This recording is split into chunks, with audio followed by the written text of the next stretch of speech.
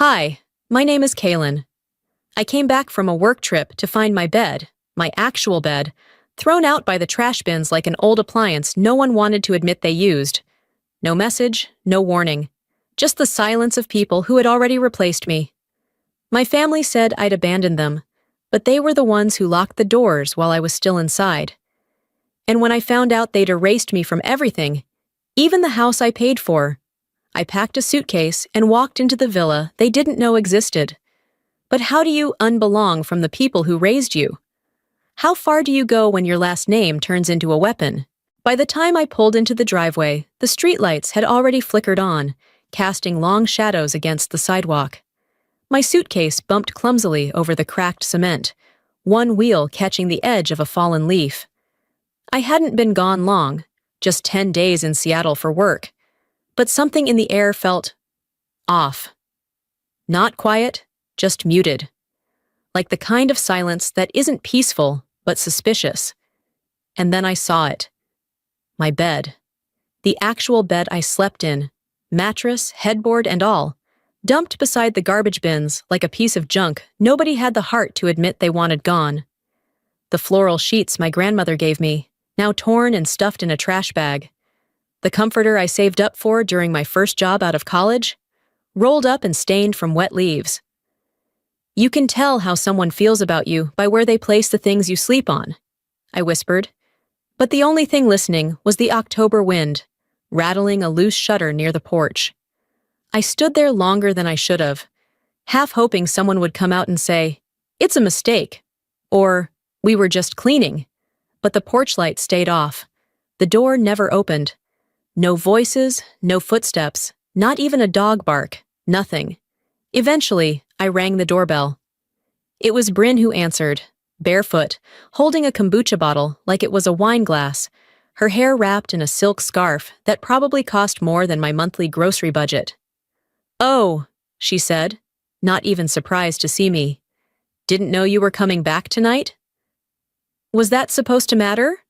I kept my voice steady. I could already feel heat gathering behind my ribs. She shrugged. "We needed space. You were gone anyway." I blinked, trying to process her tone. So casual, like we were discussing reorganizing a closet. "You couldn't call or text?" She leaned against the doorframe. "We figured you'd figure it out. You're the one with all the brains in the family, right?" Inside, nothing looked familiar. The furniture had been rearranged. My name wasn't on the Wi-Fi network anymore. And when I stepped into what used to be my room, I saw it wasn't mine at all. Candles lined the windowsill. A Himalayan salt lamp glowed pink beside a shelf of essential oils. A yoga mat stretched across the hardwood floor. My desk had been replaced by a singing bowl. I didn't speak. Not yet. Not there. Back in Seattle, before I left, I had installed a discreet motion camera under the eaves, angled toward the front porch. I never trusted how often Bryn looked at my deliveries or used my parking spot. That night, after throwing my bag into the trunk, I opened the camera app. It took only a few seconds to load the footage. There she was, Bryn, in full athletic gear, dragging my mattress toward the curb with Eden's help. They were laughing. Eden, only 7, asked, "Why are we throwing this out?" "She won't even notice," Bryn said. "She's always too busy being the career girl." I gripped the steering wheel. "Busy keeping this damn roof over your heads," I muttered, not out of anger, but out of clarity, because they really believed it. I didn't scream. I didn't cry. No one needed to see that part. Instead, I grabbed my suitcase handle, wheeled it down the porch steps, one bump at a time. Every thud against the wood sounded like punctuation. I didn't look back. Sometimes the loudest response is silence, followed by action. I opened the car door, slid into the driver's seat, and stared at the house for a moment longer. Not because I wanted to go back, but because I wanted to remember this night, in case I ever doubted myself again. "Fools take kindness for weakness," I whispered, "until that kindness gets up and walks out." And I did. Portland at night is strangely serene. The further I drove, the more the streetlights began to feel like markers, checkpoints on my way to a new version of myself. The villa sat on the outskirts of town, tucked behind evergreens, and a wooden gate I had installed myself through a private contractor. It was mine, fully paid for. No one knew it existed. Not Bryn. Not Eden. Not even Maris. I parked, unlocked the gate, and rolled my suitcase up the stone path. As the front door clicked open, I was greeted by stillness, but the kind that healed. I flicked on the lights. Hardwood floors, cream walls, clean lines. The air smelled like eucalyptus and fresh paint. I didn't decorate much yet. It wasn't meant to be lived in, until now. I stood in the foyer, letting everything go quiet inside me. Then I exhaled, unzipped my coat, and whispered, "If home is where you're respected, this is the first time I've ever come home." I came back the next morning under the excuse of picking up a few things I'd left in the garage. No one asked me to return. No one opened the door before I rang. I parked at the curb instead of the driveway. There was something psychological about it, standing outside a house I used to call home, but now viewed like an old photo you keep for the background, not the people in it. The garage smelled the same, faint motor oil, cardboard, and something overly floral from an old box of potpourri. I knelt to lift a plastic bin marked seasonal, but my eyes drifted toward the door that once led to my bedroom. The one I'd repainted myself. I stepped forward, slowly, and nudged it open. My breath caught, not in a romantic movie way, but like I'd been winded without bracing for the blow. The space had transformed completely. Scented candles flickered on a floating shelf. A glowing Himalayan salt lamp sat in the corner. Yoga mats were stacked beside a rack of rolled towels. A decal on the wall read, "Breathe and release." My bed was gone. My desk, gone. The bookshelf I'd assembled alone at midnight 3 years ago, replaced by a minimalist altar with crystals I didn't recognize. And there, near the corner, half stuck under a cabinet, was the torn corner of my childhood diary, yellowed, dog-eared, and out of place in this curated tranquility. I didn't cry. Instead, I stared until the silence started pressing on my chest. I wasn't just replaced, I was erased. This wasn't about redecorating, it was about elimination. Later that evening, I was invited to Sunday dinner. That word had started to sting more than comfort. It used to be tradition. Now it felt like charity. Mary set the table, avoiding my gaze. I was placed at the far end, beside Eden's booster seat, with half an elbow's worth of space to move. Every time someone reached for the salt, I had to lean back like a visitor, overstaying their welcome. Bryn walked in late, laughing, waving her phone. "You know," she said, loud enough to draw attention, "technically, she's just visiting now, right?" The laughter that followed wasn't cruel. It was worse. It was casual. Vernon didn't say a word, just kept eating, eyes focused on his bowl. I looked around, letting the silence work for me. Then I said, clear and even, "It's wild how people feel brave in rooms built on someone else's paycheck." No one looked up, not even Eden. But I saw the twitch in Maris's hand, how she squeezed the serving spoon just a little tighter. That was enough. Later that night, while everyone was still sipping decaf and pretending we were bonded by more than blood, I wandered back into the hallway. The echo of a memory hit me hard. Years ago, standing in the same hall, handing Maris a check to cover the winter heating bill. She looked at it and said, "We don't need to make a show of things." No one ever talked about what I paid for. Not the groceries, not the water bill, not Eden's ballet shoes. They only ever talked about what Bryn brought, not what she borrowed. After dinner, Bryn announced she was holding a women's circle in what used to be my room. Guests filed in carrying mats and thermoses. Eden walked beside one of them, chatting about how Aunt Bryn's sacred studio was her favorite place in the house. I didn't join. I stood at the hallway's edge, invisible but aware. The laughter spilling from that room used to belong to sleepovers, late-night journaling, and silent grief. Now it was incense and mantras layered over memory. You know you're not welcome when your silence is the only thing they find comfortable. Before I left, I caught my reflection in the hallway mirror. The lighting was soft, flattering, but the woman staring back looked like a watered-down version of who I remembered. I didn't rage. I didn't flinch. But I saw it clearly now. They weren't going to stop. But I would. I didn't know what I'd do next, but I knew staying invisible in my own life was no longer one of the options. The next time I returned to the garage, I told myself it was just to grab a box of old tax forms I'd left in a bin marked 2018-2020. But in truth, I was chasing the ghosts of things they hadn't thrown away yet. Proof, maybe, that I still existed in the house. Proof I wasn't crazy.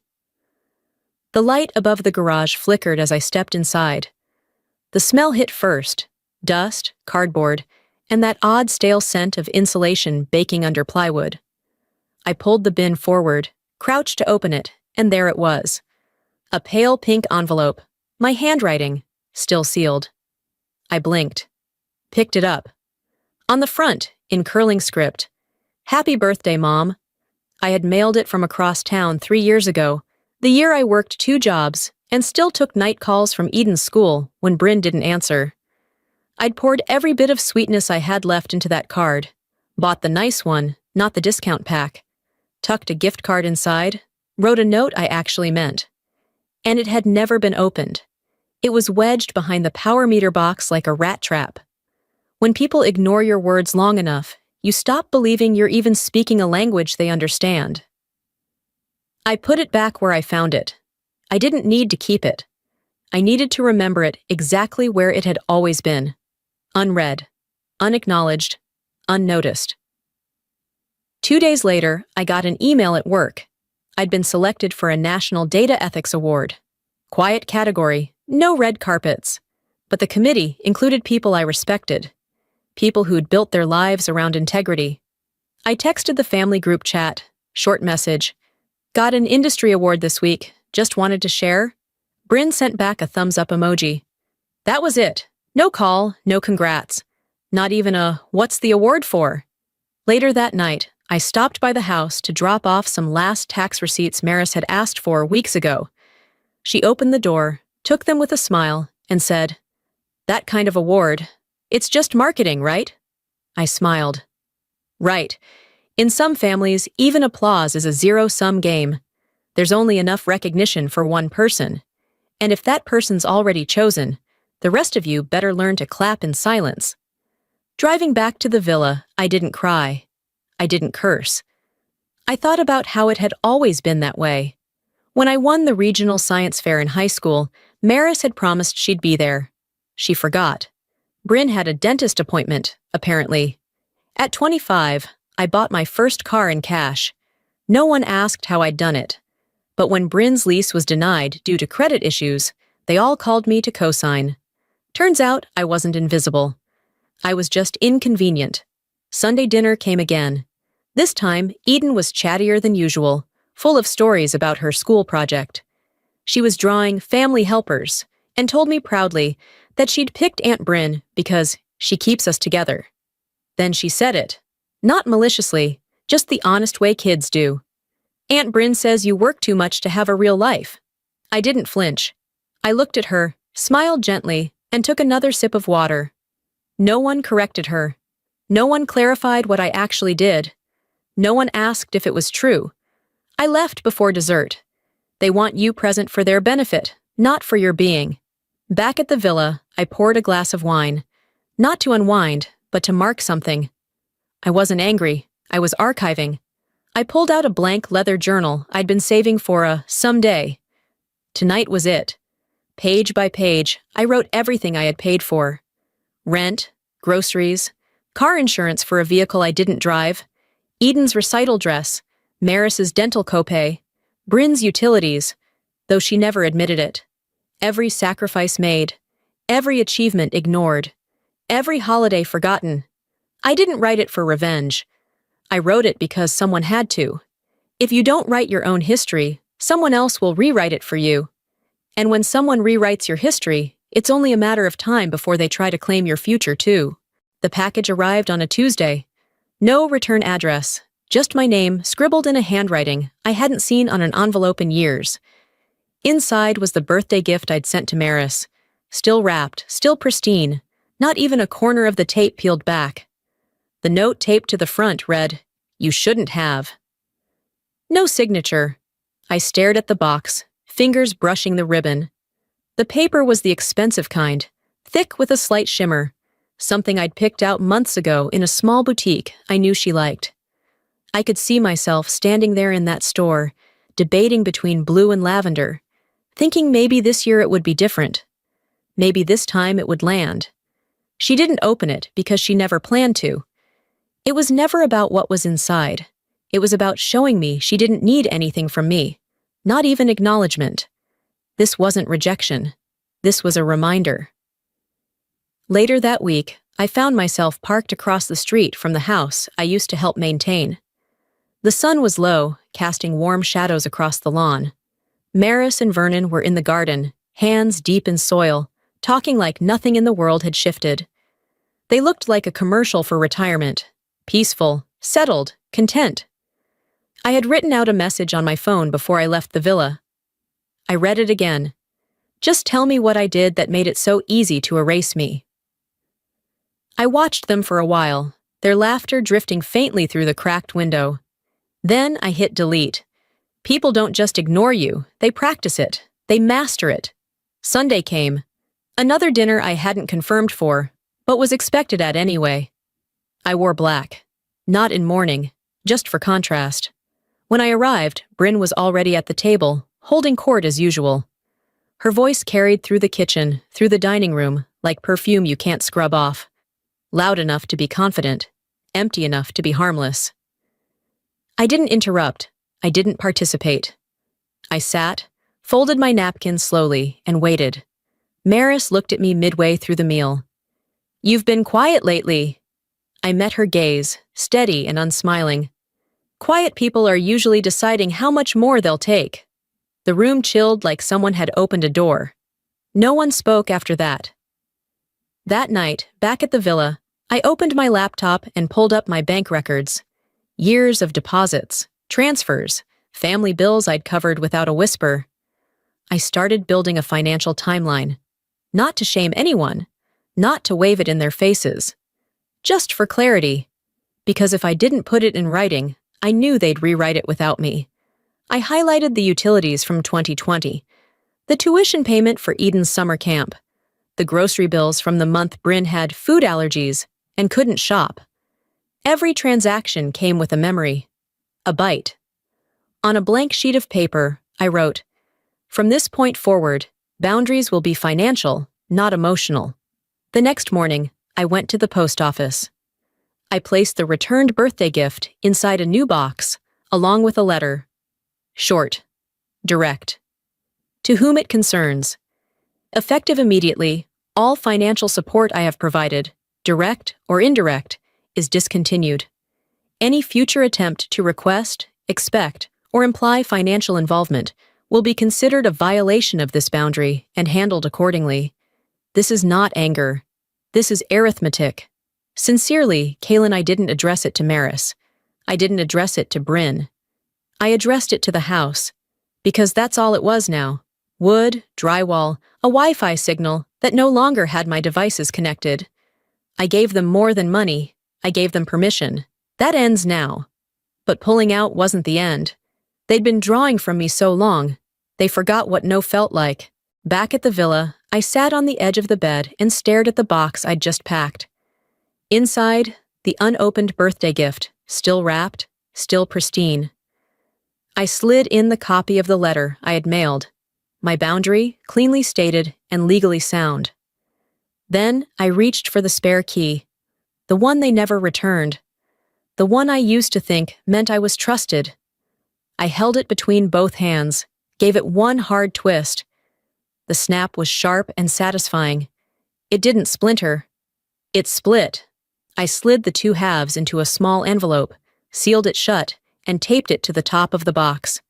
They handed me silence. I'm returning clarity.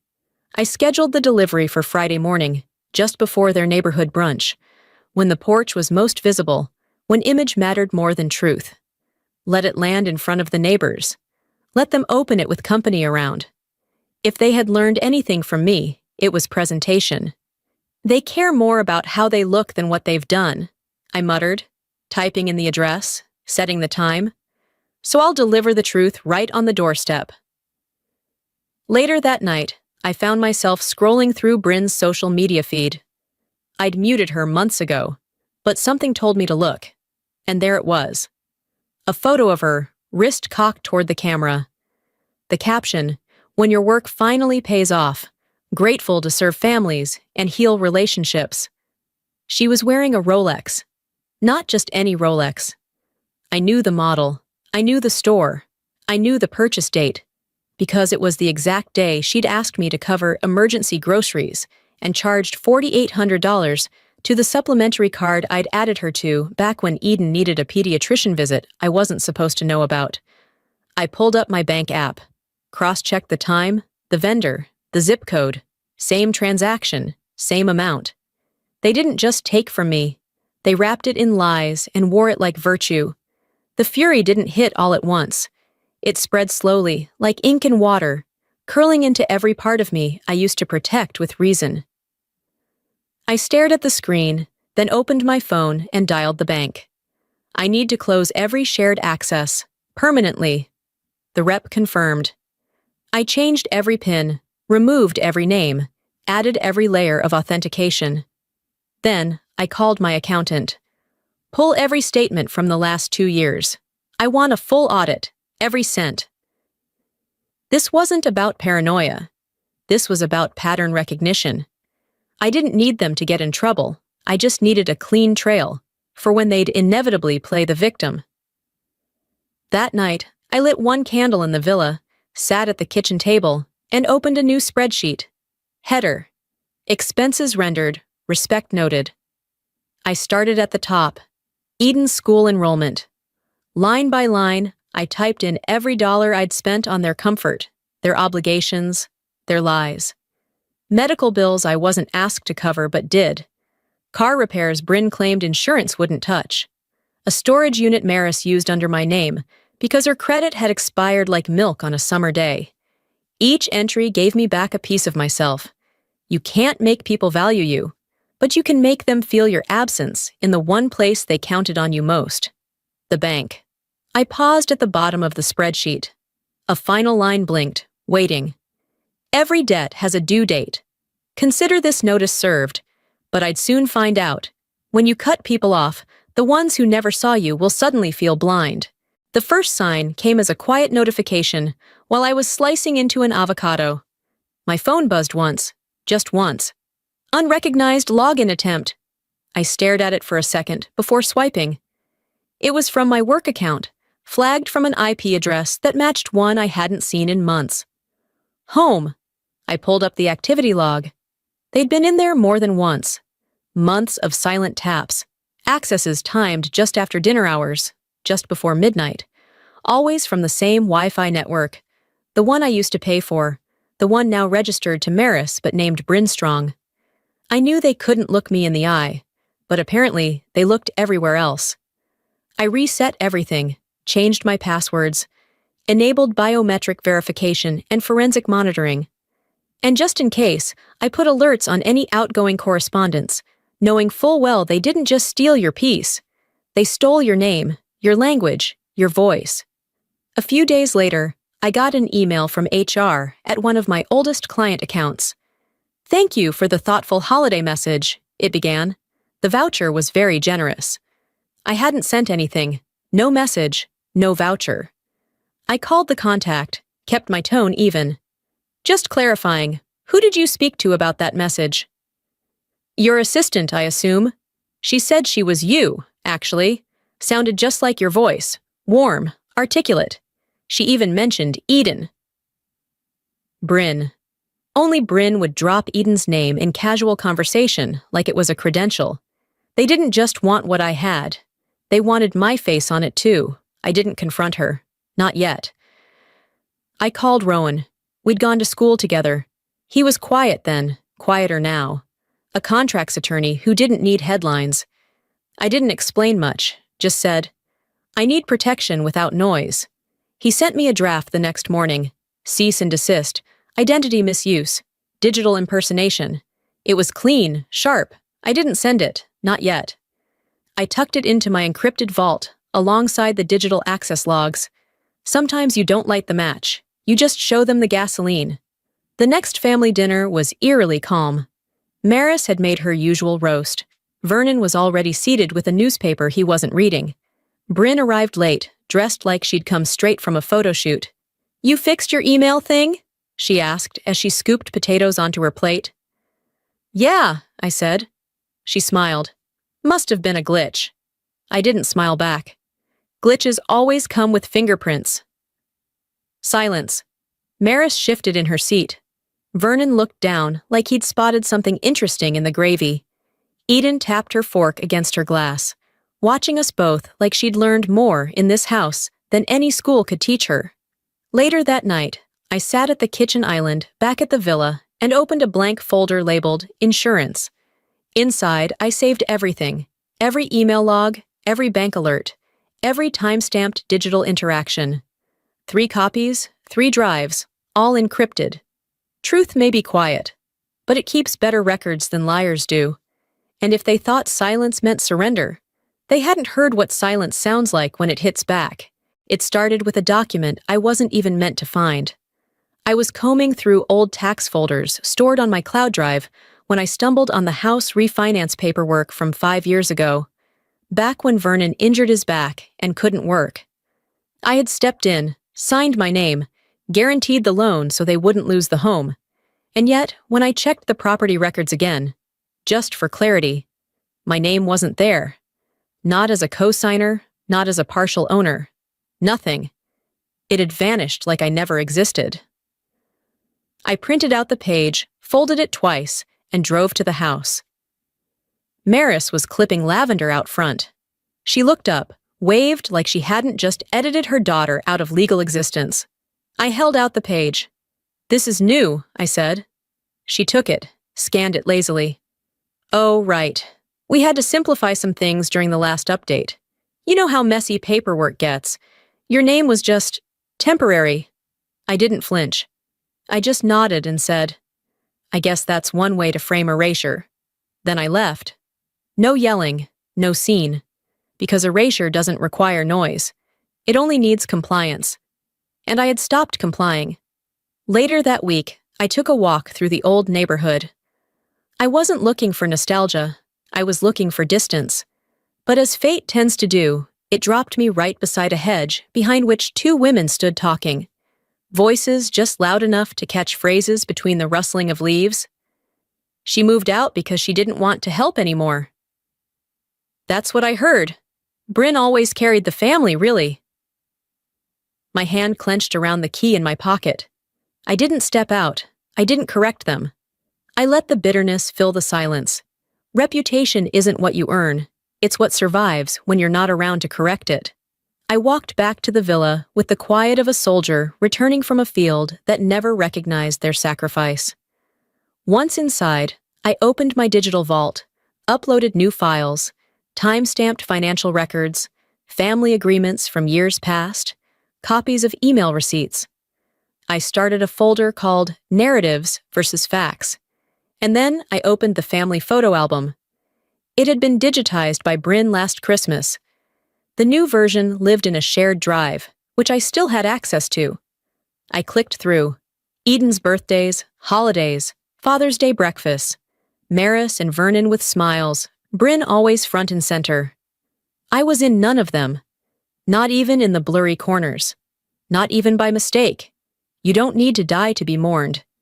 Some people write you out while you're still breathing. I closed the laptop and sat in the dark for a while. Then I drafted an email.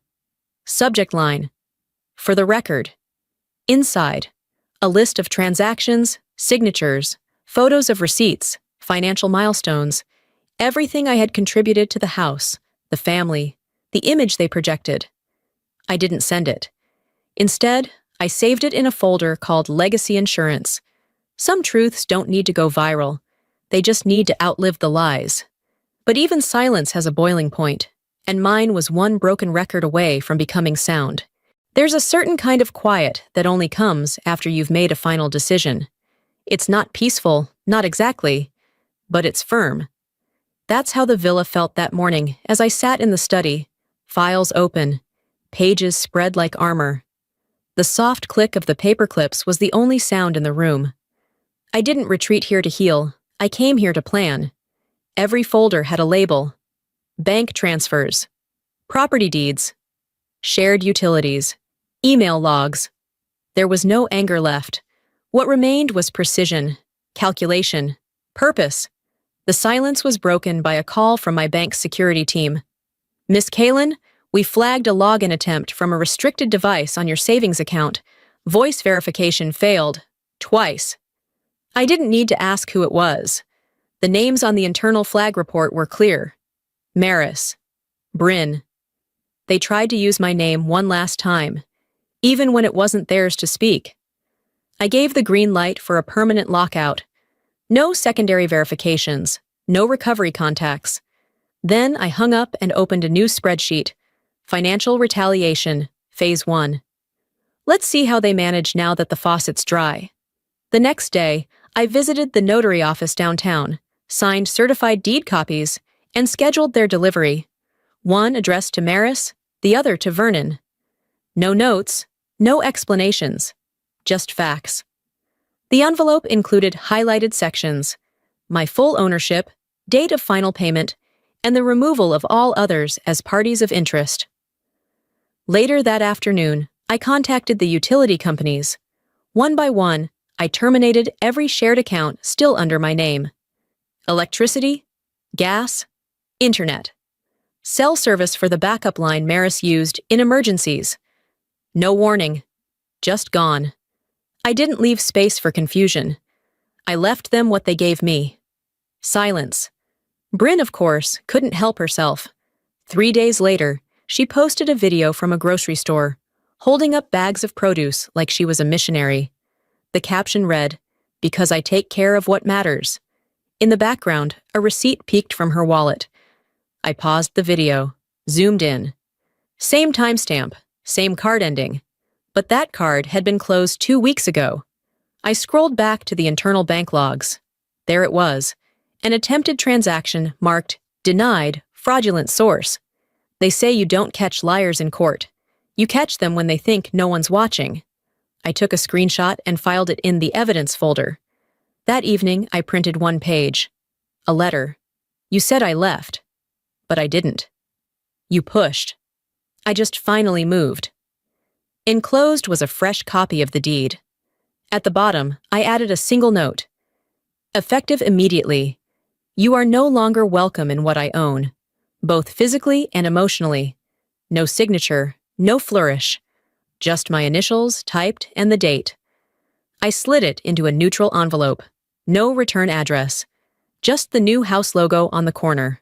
My logo. I sealed it, leaned back in my chair, and stared at the soft lamplight filling the room. They had built a fantasy on my silence. But fantasies crumble fast when you pull the foundation out from under them. Because people who rely on your silence will never accept your voice, and they were just about to get louder. I hadn't expected to wake up to anything significant that morning.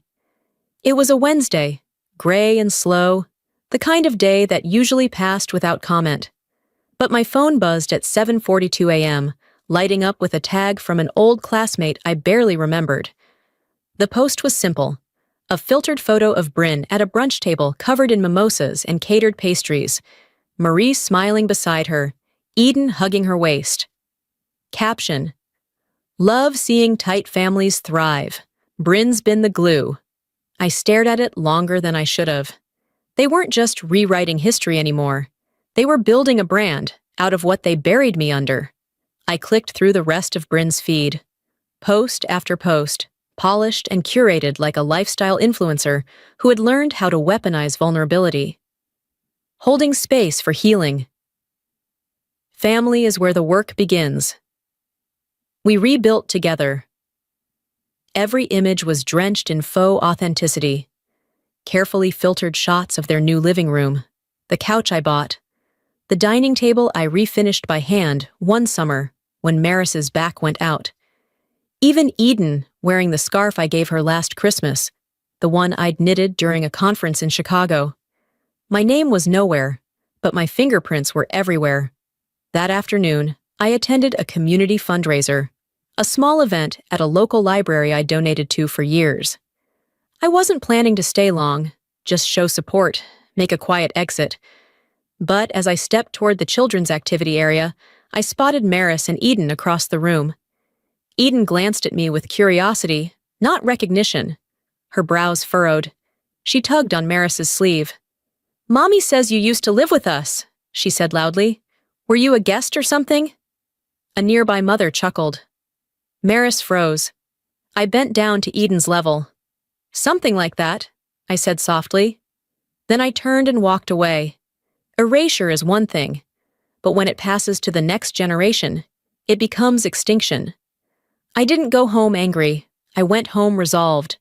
I didn't post a rebuttal, didn't leave a comment. I didn't need to shout over a narrative that would eventually choke on its own lies. Instead, I sent one quiet email to the ethics committee of the organization that hosted the fundraiser. Attached, screenshots of Bryn's post claiming full credit for coordinating the event, receipts showing the venue booked under my LLC, my donation letter. Subject, correction for public record. That was it. No emotion, no accusation. Letting them fall on their own meant trusting gravity. The next few days passed like the hum of a distant storm. I heard about it first from Roan. Bryn had received an official inquiry about donation misrepresentation. Her name wasn't blacklisted, but flagged. For someone obsessed with image, that might have been worse. Maris tried to call. I let it ring. Vernon sent a text. "There's a better way to handle misunderstandings." I held the phone in my hand for a moment. Then I whispered to no one in particular. It wasn't a misunderstanding. It was theft, of time, of credit, of face. I set the phone down, opened my laptop, closed the browser window, and for the first time, I noticed. My hand didn't tremble anymore. They thought the storm was over, but they hadn't yet met the silence that knows it doesn't need thunder to level a house. The email arrived just after sunrise. Subject line, "Formal complaint logged." The sender, a partner from the fundraiser committee. They had reviewed the submitted documents, the receipts under my LLC, and Bryn's public statements. The verdict was swift. Effective immediately, Bryn was removed from all public-facing campaigns and barred from future involvement. The language was civil, professional, but I could hear the undertone. You were caught. They built a castle on sand. I just waited for the tide. I didn't respond. I didn't gloat. I forwarded the email to my encrypted vault, tagged it, and closed the screen. By late afternoon, the doorbell rang. I knew before I looked who it was. Vernon. He stood on the porch like he didn't know how to position his hands. His eyes scanned the villa, probably realizing this wasn't a rental. This was permanence. "I wanted to talk," he began. I didn't move from my spot in the entry. "Talk." "Like adults," he said, then added quickly, "We're still family. We don't need to escalate this further." I tilted my head. I'm not interested in shared definitions of family that only apply when you're losing. He flinched, just slightly, then tried to chuckle. "No need to be sharp?" I didn't smile. I simply let him stand there until the silence pressed down on his shoulders. Then I closed the door. Later that evening, I compiled one last set of documents, certified copies of the deed, proof of final payments on shared obligations, and a formal statement of financial separation. I mailed them to Maris, with a notarized letter attached. This ends our fiscal relationship. Any future attempt to engage in financial actions under my name will be met legally. No anger, no threat, just documentation. You don't owe people closure. You owe yourself boundaries. The following week, the community center held its annual dinner, an event I helped fund for 5 years straight, even when I wasn't invited. This year, I had a seat at the table, not because I asked for it, but because I owned part of the building now, Quiet investments have a way of speaking louder than declarations. Bryn showed up late, dressed wrong for the occasion. Her heels too loud, her smile stretched too wide.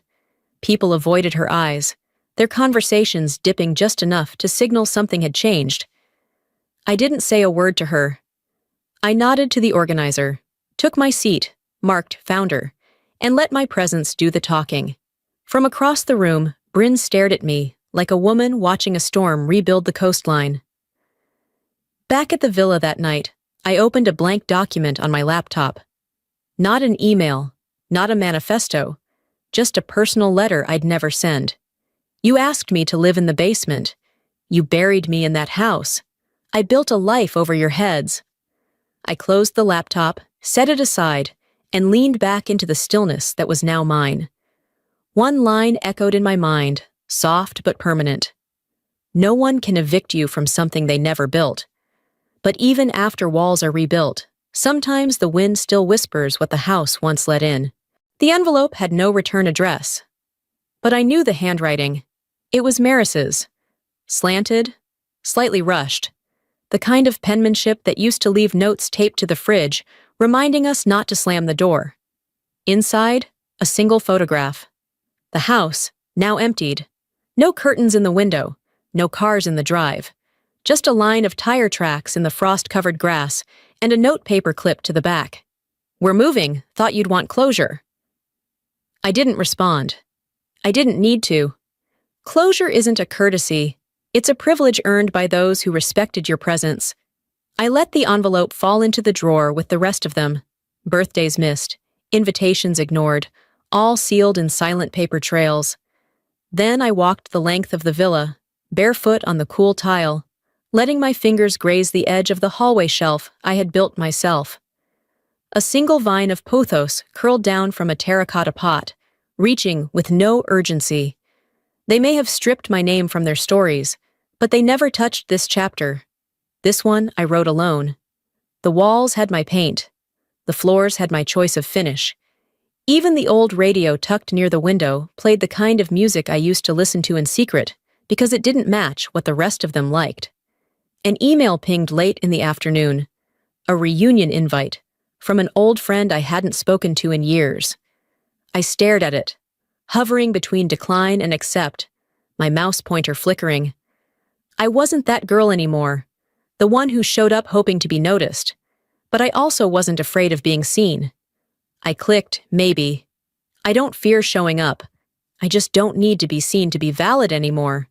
That evening, Bryn texted, "Can we talk? Just us." I started typing, then deleted the response. Instead, I called. It rang once. She picked up, breath caught between nerves and rehearsal. "I know things got twisted." "No need to rehash," I cut in. "I've accepted it. You should too." There was a pause. Then a half-hearted, "I didn't mean to hurt you." "It's not forgiveness I needed," I said. "It was distance." And I hung up. That night, I walked to the small bookstore downtown. The owner knew me by name now. I spent a few hours organizing shelves and chatting with a few familiar readers. A little girl with a pink bow tapped me on the arm as I was alphabetizing the poetry section. "Do families always stick together?" she asked. I knelt beside her, glanced at the copy of The Velveteen Rabbit in her hand. "Not always," I said softly, "but the good ones don't make you beg to belong." She smiled. Kids always understood more than adults gave them credit for. I stayed until closing, helping lock the front door, then stood outside for a moment, watching the rain paint slow silver lines across the pavement. There was nothing left to mourn, and I didn't feel proud. I felt steady. But even healing needs room to echo, and mine was about to sing in places I never thought I'd hear peace. The tip came in a brief email from Roan. "Auction scheduled. House is listed." Just like that. No ceremony, no apology. I didn't need to click the link. I knew which house he meant. Still, I found myself sitting in the back row that morning, behind two women whispering about interest rates and foreclosures. The auctioneer's voice bounced off the walls of the county hall, monotone but final. At the front, I saw them, Maris and Bryn, arguing in hushed tones with a stiff-faced real estate agent. Maris kept adjusting her scarf. Bryn's mouth moved like it was rehearsing a defense that would never be heard. I didn't bid. I didn't raise my hand. I didn't blink. They lost the house the moment they thought I didn't matter. Halfway through the session, the listing agent cleared his throat. "We'd like to acknowledge the original financial underwriter who made this property possible, Miss Kalin." Heads turned. Maris went pale. Bryn's face froze like she'd swallowed a camera flash. I stood, just long enough to be undeniable. "I was always part of the house," I said. "You just tried to build over me." And then I left, before anyone could form a reply. 3 days later, I returned to the property one final time. The keys were still under the stone frog by the front step, one habit they never broke. The house was empty, echoes clinging to walls like dust no one bothered to sweep. I walked the length of the hall barefoot, my steps soft against the wood I'd paid for. The baseboards still had the patch I'd sanded. The window in the kitchen still stuck halfway open, just like it had when I tried to fix it with cheap weather stripping and my own patience. I didn't cry. I took out a small envelope and laid it on the counter. Inside, a photocopy of the original deed. My name circled. A sticky note attached. History doesn't forget everything, especially when it's in writing. Then I turned off the lights, locked the door behind me, and didn't look back. 2 weeks later, I gave a talk at a local TEDx event, one of those favor invites from a past client who'd watched everything unfold. The stage lights were warm. The room was packed. I stood still and told the story, not the details, but the truths. About boundaries, silence, loyalty that isn't reciprocal. I titled it, "When Silence is Louder Than Loyalty." The clip went viral. Comments poured in. "I've lived this." "You gave us the words we never had." I didn't cry during the speech. But when I spoke the last line, I felt something settle inside me, like clean breath. Family isn't who you're born to. It's who doesn't throw your bed on the lawn. A month later, I moved again. This time, not out of necessity or escape, but direction. A small coastal town. A house with 3 windows that faced the ocean and one mailbox with my name printed on it. Just one name. On moving day, a neighbor with a German shepherd leaned over the fence. "Starting fresh?" he asked. I smiled. No, just continuing where I should have started the first time. The sun hit the brass letters just right. Kalin. No last name. Just mine. There is no next chapter, just the rest of my life, finally written in my own handwriting,